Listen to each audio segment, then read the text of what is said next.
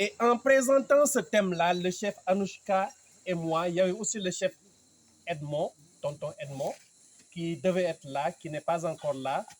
Donc notre emploi du temps a été un peu chamboulé, mais on va s'excuser auprès de lui lorsqu'il sera là et il va peut-être faire des additifs lorsqu'il sera avec nous. Donc on va essayer de présenter un thème que vous connaissez déjà, c'est le devoir envers Dieu. Mais le plus difficile, on ne pouvait pas dire non au comme j'aime, on l'a accepté, c'est de faire la corrélation entre le devoir envers Dieu et l'évangile de Jésus-Christ. Nous sommes la SIX. On va expliquer c'est quoi la SIX. La SIX, c'est la courroie de transmission entre l'Organisation mondiale du mouvement scout et le Vatican. Vous voyez nos foulards. Il y a le mauve, c'est la couleur du scoutisme, guidisme mondial. Il y a les couleurs du Vatican, le jaune et le blanc. Donc nous sommes rattachés, reconnus par le Vatican. Nous sommes au niveau du dicaster, c'est-à-dire le ministère. Le Vatican, c'est un État. Il y a des ministères, le dicaster qui s'occupe de la vie, de la famille, etc. Donc, on va essayer d'expliquer c'est quoi la SIX. Et après avoir expliqué c'est quoi la SIX, on va entrer dans le vif du sujet en rappelant certains principes fondamentaux avant de venir dans ce qui nous intéresse le plus, c'est-à-dire le devoir envers Dieu, et après, le devoir envers autrui, et après faire la corrélation entre le thème et l'évangile, parce que nous sommes des catholiques. Donc, on va y aller avec la cheftaine Anouchka. Donc, le plan de la présentation, cette présentation-là, elle sera partagée. Hein, dès la fin de la présentation, elle sera partagée. Ceux qui ont WhatsApp pourront la voir. Ceux qui ont un mail pourront la voir. Donc, on va dans le plan présenter la SIX. Après, il y aura une introduction. Après l'introduction, on va définir le scoutisme. Après la définition du scoutisme, on va parler du but du mouvement scout, les principes du mouvement scout, la méthode scout, on va y revenir, comme le chef Augustin a eu à le faire tout à l'heure. Et on va parler de ce qui nous intéressera le plus, le devoir envers Dieu, le devoir envers autrui dans l'évangile. Et enfin, on termine par les conclusions. Donc, on commence par la présentation de la SIX. On écoute la cheftaine Anouchka. Merci, chef président. Qu'est-ce que la SIX et qui sommes-nous au sein du scoutisme mondial et de l'Église catholique? Selon la charte de la SIX, nous sommes définis comme une organisation internationale d'associations et de comités scouts catholiques membres de l'Organisation mondiale du scoutisme. Dans nos statuts, nous avons spécifié la structure de nos membres. En petit a, l'association scout catholique, reconnue par l'Église au sein d'une fédération, membre de l'Organisation mondiale du scoutisme. En petit b, les organisations catholiques internes au sein d'une association scout, entre parenthèses, conseil, guide catholique ou tout autre groupe au sein d'une association scout. On ferme la parenthèse. Elle-même, membre de l'OMS, est reconnue par cette même association et par la hiérarchie catholique locale. Les statuts de la SIX ont été approuvés par l'OMS et par l'Église catholique, le Saint-Siège.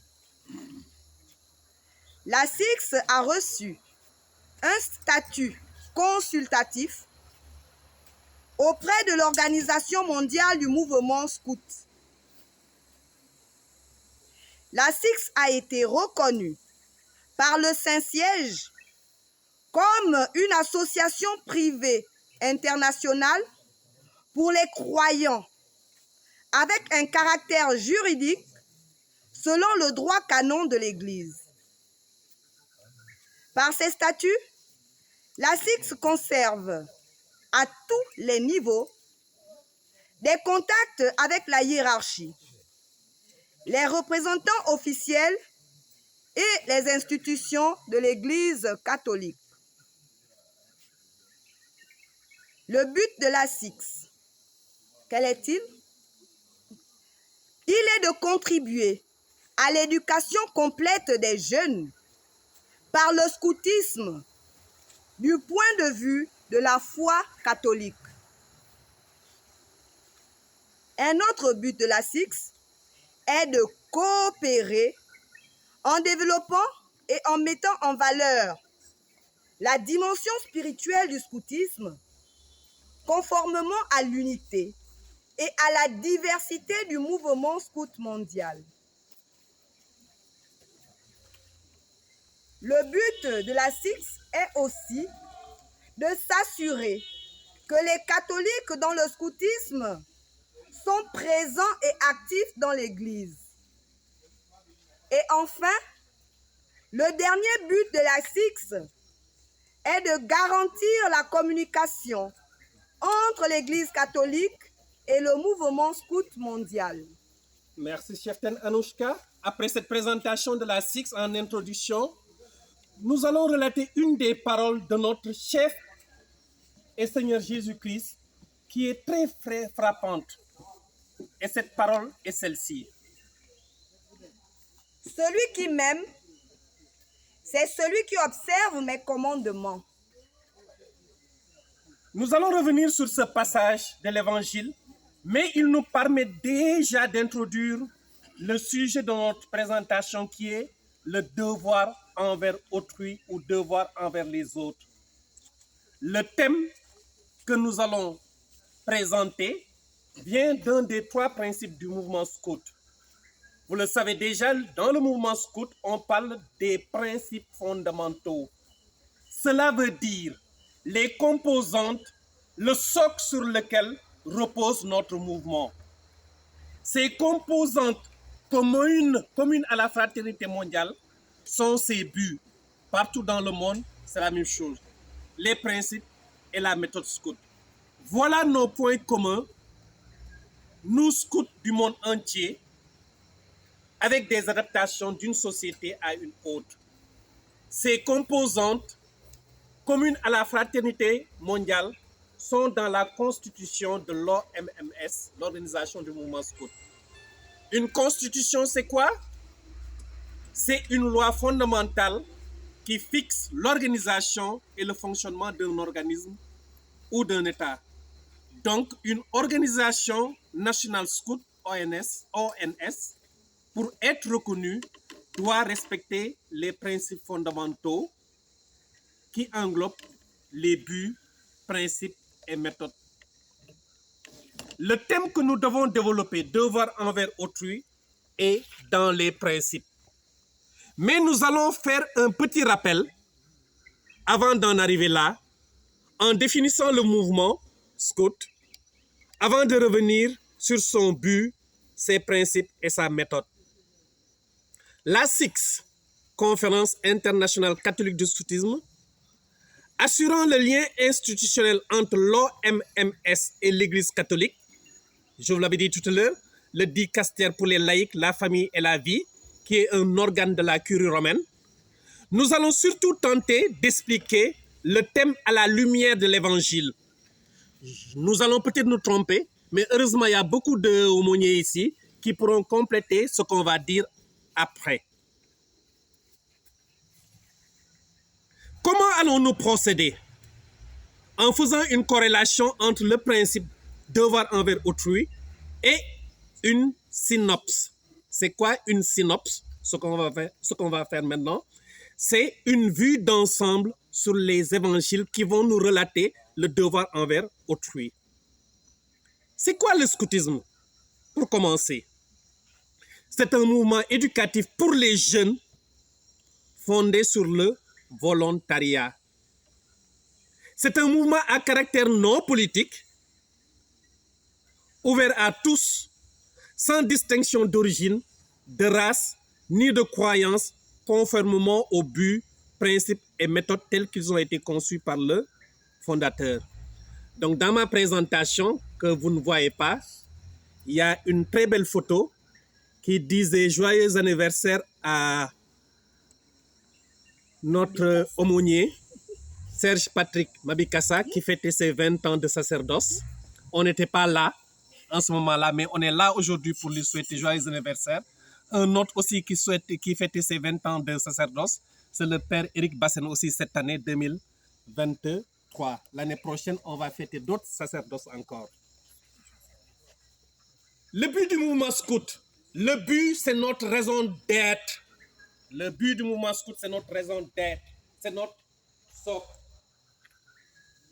Le but du mouvement scout, c'est quoi? C'est contribuer au développement. On ne fait que contribuer. On contribue au développement des jeunes en les aidant à réaliser pleinement leurs possibilités physiques. On vous fait courir de temps en temps. Intellectuel, on vous fait travailler intellectuellement, social et spirituel. En tant que personne, que bon citoyen et membre des communautés locales, nationales et internationales. Il y a le terme contribuer. Notre mouvement est donc un des éléments qui concourent à votre épanouissement, vous les jeunes. Dans le mouvement scout, les jeunes, ce sont les louveteaux, les éclaireurs et les routiers. Et nous, nous sommes les adultes. Et le mouvement scout, c'est pour vous. Nous, on ne fait que contribuer. La méthode scout, on le verra tout à l'heure, c'est 8 éléments. Dans un élément, c'est le soutien des adultes. Les principes du mouvement scout, ils représentent un code de comportement que tous les membres du mouvement scout doivent observer. Ce code de comportement est composé de 3 principes de base qui constituent les lois et croyances fondamentales qui sont le principe spirituel, devoir envers Dieu, le principe social, devoir envers autrui, et le principe personnel, devoir envers soi-même. Nous, ici, aujourd'hui, on va surtout parler du devoir envers autrui, du devoir envers les autres. Mais les 3 devoirs sont d'égale responsabilité dans le mouvement scout. En 2017, à la conférence mondiale du scoutisme en Azerbaïdjan, à Bakou, 41e conférence, certains ont voulu qu'on enlève le devoir envers Dieu pour conserver le devoir envers autrui et le devoir envers soi-même, pensant que Dieu n'avait plus sa place. Mais malheureusement, ils n'ont rien compris. Jacques Sevin, qui était un des fondateurs du scoutisme catholique, lorsqu'il a rencontré Baden-Powell a eu à dire « Voilà le prêtre qui a compris ce que je voulais du scoutisme. » Et lorsqu'on lui a posé la question par rapport à la religion, il a dit « La religion n'entre pas, la religion elle est déjà à l'intérieur du mouvement scout. » On va y revenir. Voilà donc où nous tirons le thème de notre présentation d'aujourd'hui. On va relater les 2 autres devoirs, c'est-à-dire le devoir envers Dieu, c'est-à-dire aider les jeunes à s'élever au-dessus du monde matériel et d'aller à la recherche des valeurs spirituelles de la vie.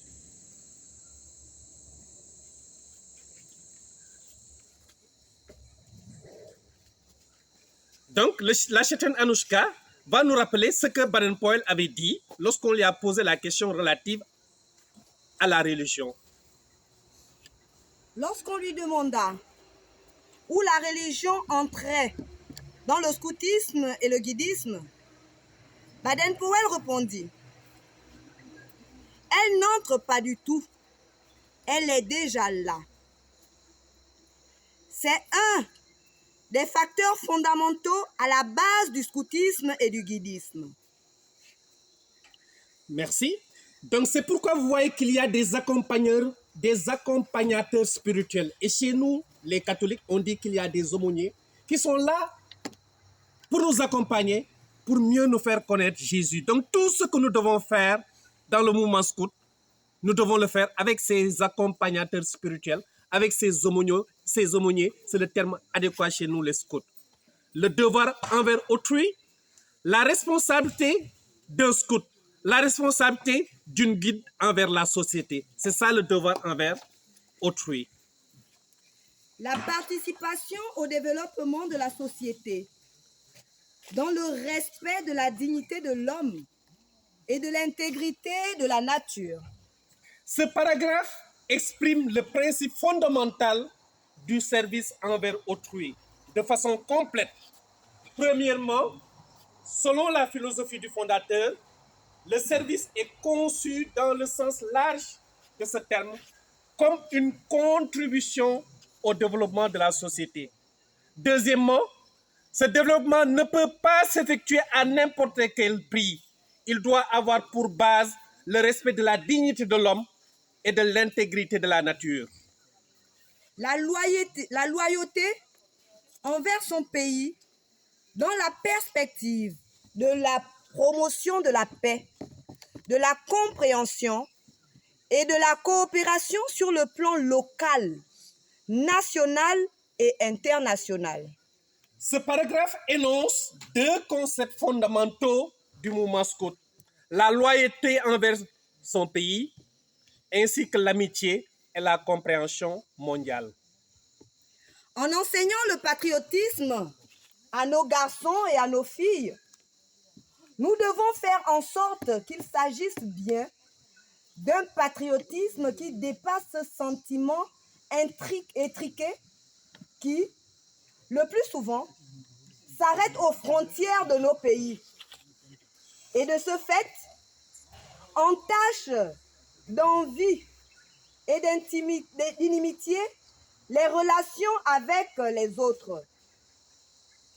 Notre patriotisme doit être de l'espèce la plus ouverte et la plus noble, sachant reconnaître justice et biens fondamentaux dans les revendications d'autrui et conduisant notre pays vers la solidarité avec les autres nations du monde.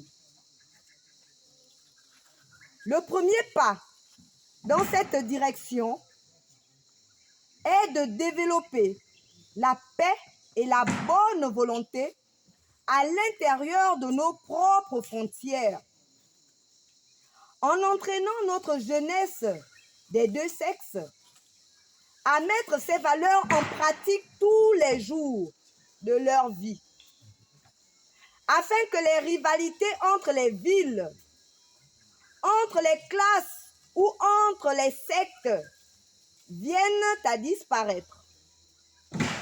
Le second pas est de répandre ces bons sentiments au-delà de nos frontières vers tous ceux qui nous entourent. Vous comprendrez que la cheftaine Anouchka reprend Baden-Powell ici, qui a écrit un livre en 1922, page 72-73, Le scoutisme avec les jeunes. Donc, qu'elle a rappelé en lisant tout à l'heure ce paragraphe. Donc, ton prochain, avec ce qu'il vient de dire, le père Jacques Sevin, cofondateur de la SIX, l'a rappelé, ton prochain, ce n'est pas seulement les scouts. Ton prochain, ce n'est pas seulement tes concitoyens. Ton prochain, ce n'est pas les hommes qui parlent la même langue que toi et qui sont nés du même côté de la rivière. Ton prochain, c'est tous les hommes. On a parlé du devoir envers Dieu, le devoir envers autrui, et il reste le devoir envers soi-même. Chaque scout et guide est responsable de son propre développement. Un scout, s'il doit être un bon mécanicien, s'il doit être un mécanicien, il doit être un excellent mécanicien. Un scout, s'il doit être un professeur, il doit être un excellent professeur. Un scout, s'il est demain un papa, une maman, doit être un excellent papa, une excellente maman, en vivant l'évangile, en étant des exemples pour les jeunes qu'ils regardent. Nous, les chefs, on va y revenir tout à l'heure, les jeunes sont de fins imitateurs, ils nous regardent, ils nous observent. Soyons des exemples, ça fait partie d'un élément de la méthode scout, l'apprentissage par l'action. On a parlé d'adhésion à une loi et une promesse. Ces trois devoirs ou principes constituent les lois et croyances fondamentales qui sont à la base du scoutisme. Donc, depuis la création du mouvement, la promesse et la loi scout que toutes les associations scouts doivent avoir permettent de formuler ces trois principes. On en vient à la méthode scout. La méthode scout, ce sont les moyens dont on se sert. La méthode scout, ce sont les moyens dont on se sert. La méthode scout, ce sont les moyens dont on se sert ou les étapes suivies pour atteindre nos objectifs.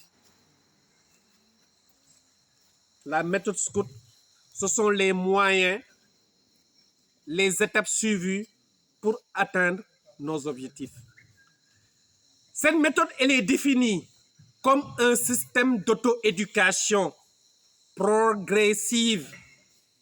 Donc tu commences en étant dernier de patrouille, mais demain tu seras commissaire général. Adapté à chaque groupe d'âge, les louveteaux, les routiers, la jeannette, etc. Fondé sur l'interaction de 8 éléments d'égale importance, fonctionnant de manière cohérente et qui donnent au scoutisme son caractère unique dans le monde. Les 8 éléments. Si tu enlèves un seul élément, tu ne fais plus du scoutisme. Donc, si on ne vit pas dans la nature, on ne fait plus du scoutisme. Donc, depuis la 48e conférence mondiale du scoutisme à Bakou en Azerbaïdjan, en août 2017, je l'ai dit tout à l'heure, la méthode scout a changé avec l'arrivée d'un 8e élément qui est l'engagement dans la communauté. Un scout doit s'engager dans sa communauté paroissiale. Un scout doit s'engager dans sa CEB. Un scout doit s'engager dans son quartier. Un scout doit s'engager dans son village. Un scout doit s'engager dans son environnement. C'est le 8e élément qu'on a rajouté en 2017, en août 2017. Donc, ces 8 éléments, il y a la loi et la promesse que nous connaissons tous. On ne peut pas faire du scoutisme guidisme sans loi et promesse. La promesse est un acte personnel, même si elle s'exprime en un texte qui peut être commun à tous. Il y a le système des équipes que vous connaissez, le cadre symbolique, la progression personnelle, le contact avec la nature, le partenariat éducatif, l'engagement dans la communauté, l'éducation par l'action. Donc, la promesse et la loi, scouts, ce sont nos règles d'or. C'est ce qu'on connaît le plus. L'apprentissage par l'action, c'est des tâches de vie dès l'âge de 6 ans.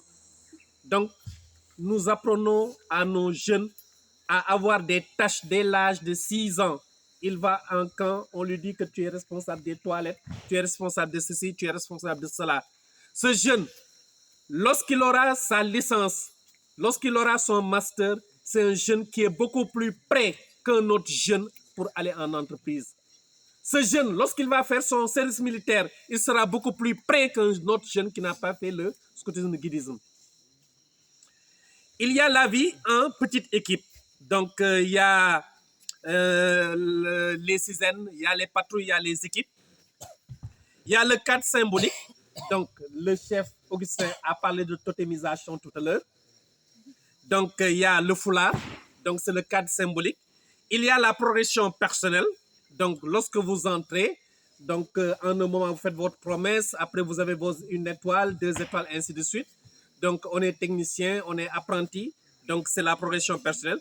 La vie en plein air. Donc, c'est ce qu'on est en train de faire. Arrêtons de nous enfermer dans les 4 murs de l'église. Sortons des murs de l'église. Allons évangéliser, allons respirer l'air pur. Le soutien des adultes, ce sont les responsables que nous sommes, les responsables adultes et les responsables d'adultes. Les responsables adultes et les responsables d'adultes, le scoutisme ne vous appartient pas. Vous êtes là pour soutenir les jeunes et l'engagement au service de la communauté. On doit s'engager à la communauté qui est autour de nous.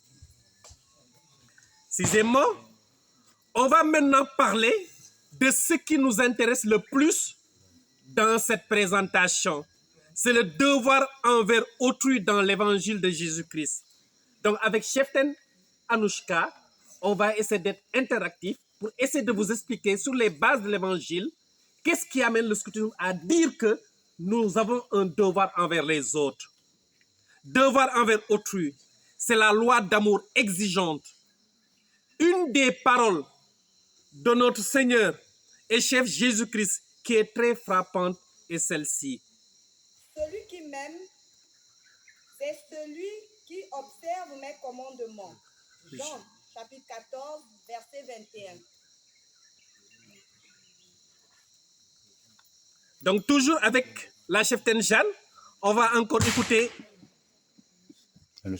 Anouchka, du moins. Jeanne au ciel. Avec la cheftaine Anouchka, on va encore écouter une autre parole de Saint Matthieu. L'homme lui dit, quel commandement? Jésus répond, ne tue personne, ne commets pas d'adultère, ne vole pas, ne témoigne pas faussement contre quelqu'un, respecte ton père et ta mère, aime ton prochain comme toi-même. Merci, cheftaine Anouchka. Donc, elle vient de nous rappeler les versets 18 et 19 de Saint Matthieu au chapitre 19. Donc, aime ton prochain comme toi-même. Respecte ton père et ta mère. Ne commets pas d'adultère. Ça, c'est pour nous les responsables scouts. Ne tue personne. Notre Seigneur et chef Jésus-Christ nous trace le chemin de la vraie vie avec ces paroles de Saint Matthieu. On va encore revenir avec la cheftaine Anouchka, avec Saint Jean. Si quelqu'un connaît mes commandements et leur obéit, il m'aime vraiment. Mon Père aimera celui qui m'aime, et moi aussi, j'aimerai celui qui m'aime, et je me montrerai à lui. Verset 25. Je vous ai dit ces choses pendant que je vous dis ces choses pendant que je suis encore avec vous. On va progresser avec la cheftaine Anouchka, avec Saint Matthieu. Supposons ceci. Quelqu'un désobéit à un seul commandement, le plus petit de la loi. Et il apprend aux autres à désobéir aussi. Eh bien, cette personne-là sera la plus petite dans le royaume des cieux. Mais si quelqu'un obéit à la loi et apprend aux autres à obéir aussi, cette personne-là sera importante dans le royaume des cieux. Merci beaucoup, cheftaine Anouchka. Et je répète la dernière phrase qu'elle vient de lire dans le verset 19. Mais si quelqu'un obéit à la loi et apprend aux autres à obéir aussi, cette personne-là sera importante dans le royaume des cieux. Voulez-vous être important dans le royaume des cieux? Oui! Obéissons à la loi et faisons de telle sorte que les autres puissent obéir à la loi. Donc le chef scout, la cheftaine guide est grand dans le royaume des cieux s'il commence d'abord par faire lui-même ce qu'il enseigne. Yes, sir. Le chef scout guide est grand dans le royaume des cieux s'il commence d'abord par faire lui-même ce qu'il enseigne. Le chef, yes, sir. Yes, sir. Comment être crédible autrement? Si on n'éduque pas par l'exemple, on n'est pas crédible. Un des aspects du royaume, c'est que n'y entre que ceux qui observent la loi d'amour. Et la loi d'amour, depuis le chef Jésus, est exprimée dans l'évangile à travers ses paroles et ses comportements.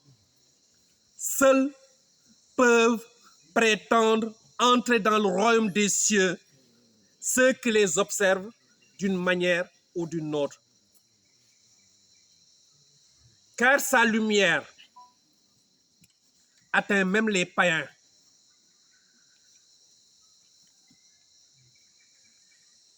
Sa lumière atteint même les païens. Jésus reprendra tant de fois ce thème, en particulier dans Saint Jean. Avec la bonne nouvelle de Saint Jean, chapitre 14, verset 15, que la cheftaine Anouchka va nous reprendre. Si vous m'aimez, vous obéirez à mes commandements. Pour le chef et Seigneur Jésus-Christ, l'observation de la loi est la seule véritable preuve d'amour, la seule manière vraie et réaliste de contrôler si notre volonté est bien conforme à la volonté divine. Le devoir envers autrui, c'est le chef Jésus-Christ et la richesse envers le pauvre Lazare, que la cheftaine Anouchka va nous rappeler.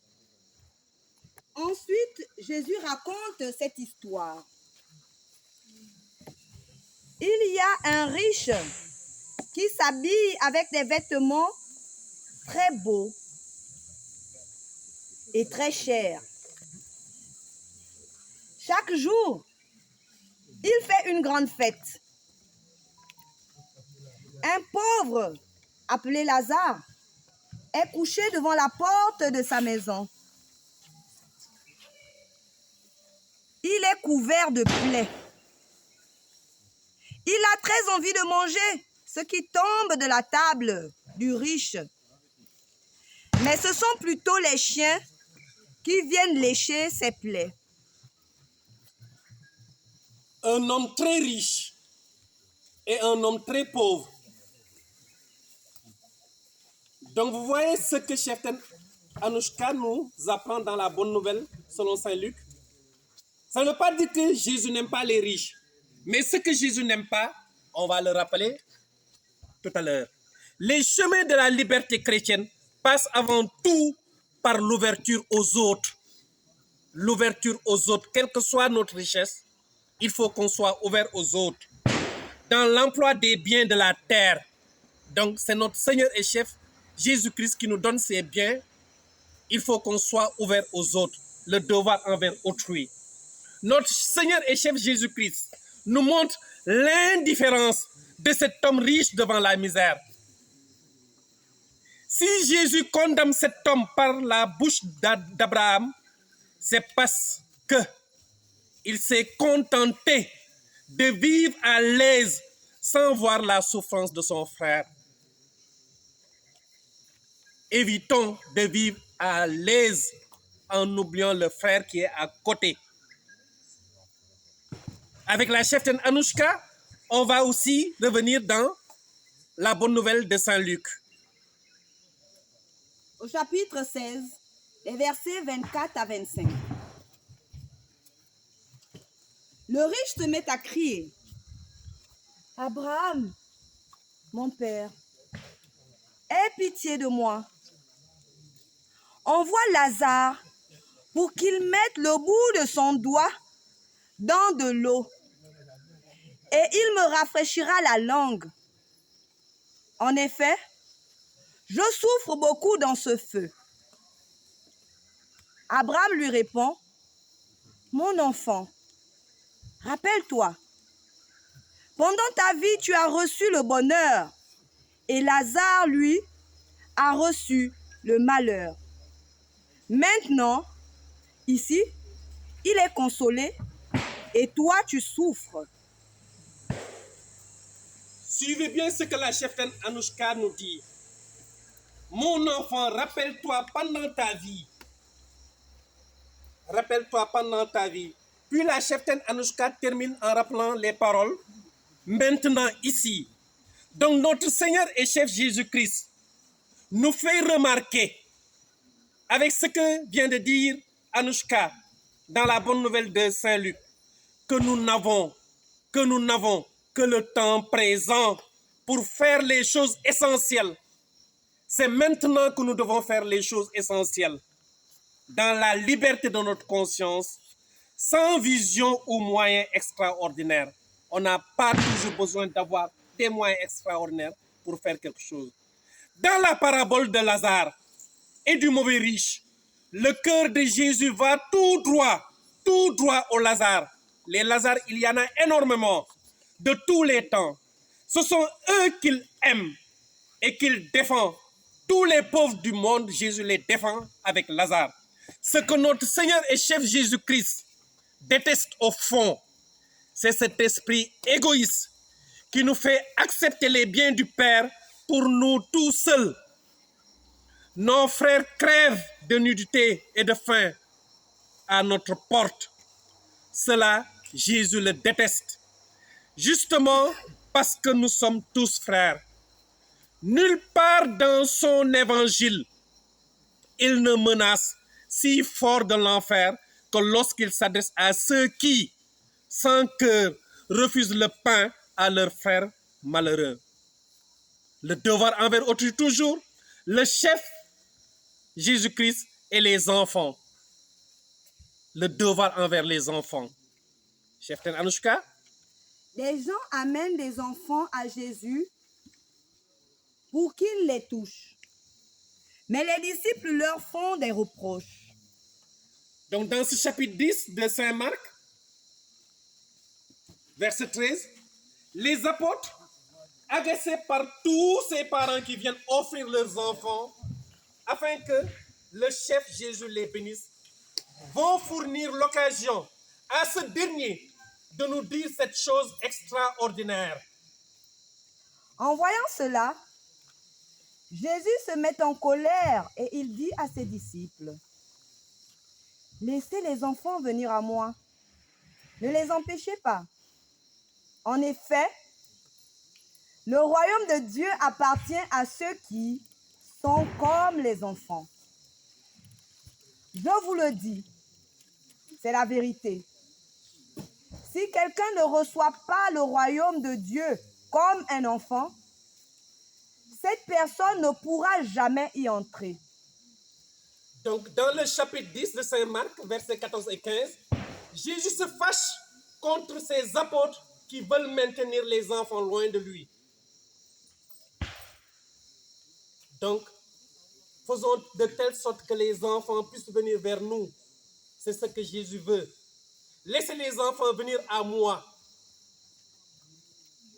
Donc, notre Seigneur et chef Jésus-Christ nous dit dans Saint Marc que nous devons faire de telle sorte que les enfants soient là avec nous. Si quelqu'un ne reçoit pas le royaume des dieux comme un enfant, cette personne ne pourra jamais y entrer. Toujours dans le devoir envers Dieu, le chef Jésus-Christ nous parle de l'amitié entre nous, le devoir envers les autres. Évangile de Saint Luc, chapitre 18, les versets 28 à 30. Pierre dit à Jésus, « Écoute, nous avons quitté ce que nous avions et nous t'avons suivi. » Jésus répond, « Je vous le dis, c'est la vérité. Si quelqu'un a quitté maison, femme, frères, parents ou enfants à cause du royaume de Dieu, cette personne recevra beaucoup plus dans ce monde. Et dans le monde qui vient, elle recevra la vie avec Dieu pour toujours. » Les responsables adultes qui sont là, les responsables d'adultes qui sont là, cette bonne nouvelle, selon Saint Luc, c'est pour vous. Vous laissez tout. Vous quittez votre maison. Vous laissez femmes, frères, parents ou enfants à cause du royaume de Dieu. Vous laissez tout pour l'éducation des jeunes. Que le Seigneur Jésus qui voit tout ce que vous êtes en train de faire, vous le rende au centuple. Amen. L'amitié avec notre chef et Seigneur Jésus-Christ nous entraîne à quitter même ce qui nous tient le plus à cœur. On quitte nos pays, on quitte nos familles, on quitte nos amis, on quitte notre femme, pas nos femmes. On quitte notre femme, on quitte nos enfants pour aller dans des camps chantiers pour l'éducation des jeunes qui nous sont confiés par les parents ou pour des actions humanitaires. Notre Seigneur et chef Jésus-Christ, dans sa réponse à Pierre, souligne que cette amitié a pour but d'étendre le royaume de Dieu, de faire connaître son nom et sa bonne nouvelle. Notre Seigneur et chef Jésus-Christ ajoute que cette amitié non seulement nous enrichit dans ce temps, mais encore plus dans le siècle à venir, car elle nous apporte la vie éternelle. Le devoir envers autrui, toujours. Après le départ de Judas, Jésus donne aux siens le grand commandement. Le grand commandement de l'amour, c'est de reconnaître Dieu en nos frères. Devoir envers autrui. Dieu, c'est le frère qui est là. Jésus nous attend là. Être pour lui un disciple, ce n'est pas seulement se parer du titre de chrétien. C'est facile, mais la réalité est plus exigeante. On rejoint là les paroles de Jésus dans Matthieu au chapitre 25. Versets 37 à 40. Alors, ceux qui ont obéi à Dieu diront au roi, « Seigneur, quand est-ce que nous t'avons vu? Tu avais faim et nous t'avons donné à manger. Tu avais soif et nous t'avons donné à boire. Tu étais étranger et nous t'avons accueilli. Tu étais donc nu et nous t'avons donné des vêtements. Tu étais malade ou en prison et nous sommes venus te rendre visite. Quand donc? Et le roi leur répondra, je vous le dis, c'est la vérité. Chaque fois que vous avez fait cela à l'un de mes frères, à l'un des plus petits, c'est à moi que vous l'avez fait. Chaque œuvre de charité que nous la faisons au Christ lui-même. Chaque fois qu'on donne à un pauvre, qu'on va voir un prisonnier, on va voir un malade, on soigne un malade, on donne de l'eau à quelqu'un, c'est à Jésus-Christ lui-même qu'on l'a fait, il nous le dit. Jésus nous montre que le sens de la royauté ou de la puissance est de se mettre au service des autres, devoir envers Dieu. Jésus lui-même nous dit que le sens de la royauté ou de la puissance est de se mettre au service des autres. Le récit de l'évangile va plus loin et nous fait découvrir que le service de nos semblables atteint en fait la personne de Dieu lui-même. Tout geste, toute action et toute démarche pour venir en aide à notre prochain nous met objectivement en relation avec Dieu, même si nous n'en avons aucun désir ou aucune conscience.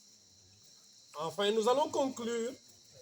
Nous avions déjà été très longs, la chrétienne Anouchka et moi, et nous aimerions conclure en revenant sur cette assertion de Baden-Powell lorsqu'on lui demanda où la religion entrait dans le scoutisme et le guidisme. On va se répéter, chrétienne Anouchka. Baden-Powell répondit, elle n'entre pas du tout. Elle est déjà là. C'est l'un des facteurs fondamentaux à la base du scoutisme et du guidisme. Voilà une belle conclusion pour dire que faire du scoutisme, c'est pratiquer sa religion. Faire du guidisme, c'est pratiquer sa religion. Nous aimerions conclure en disant qu'en tant qu'adultes dans le scoutisme-guidisme, quel que soit notre rôle, nous avons tous la responsabilité d'aider les jeunes à grandir et à se développer socialement, spirituellement, intellectuellement et physiquement, comme on l'a dit tout à l'heure. En jouant ce rôle en tant que responsable adulte et responsable d'adulte, nous le faisons pour nous et pour notre Seigneur et chef Jésus-Christ. C'est notre devoir envers autrui. Nous aurions souhaité conclure en disant que les jeunes ont besoin d'un but pour savoir où ils vont. Ils ont besoin d'une personne à imiter, une cause à épouser, des raisons de croire.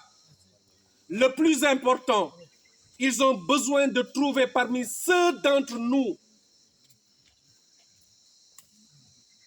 les plus âgés, les responsables adultes et les responsables d'adultes, des signes crédibles de foi et de bonté et des communautés humanistes. en étant des exemples pour nos jeunes, nous sommes des exemples pour notre Seigneur et chef Jésus-Christ. C'est notre devoir envers autrui. Nous aurions souhaité conclure en disant que les jeunes ont besoin de se rendre compte que nous mettons en pratique ce que nous prêchons, l'éducation par l'exemple. À l'image de notre Seigneur et chef Jésus-Christ, nous devons faire ce que nous disons. C'est notre devoir envers autrui, nous chefs. Nous allons conclure, chef Anouchka et moi, en reprenant les paroles de notre Seigneur et chef Jésus-Christ dans Matthieu, verset 29. Donc dans Matthieu, chapitre 9, verset 28. Est-ce que vous croyez que je peux faire cela? Ils lui répondent, oui, Seigneur. Merci beaucoup, chef Anouchka.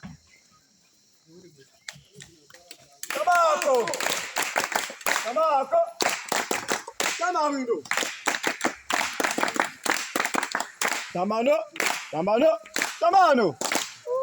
Merci. Nous espérons.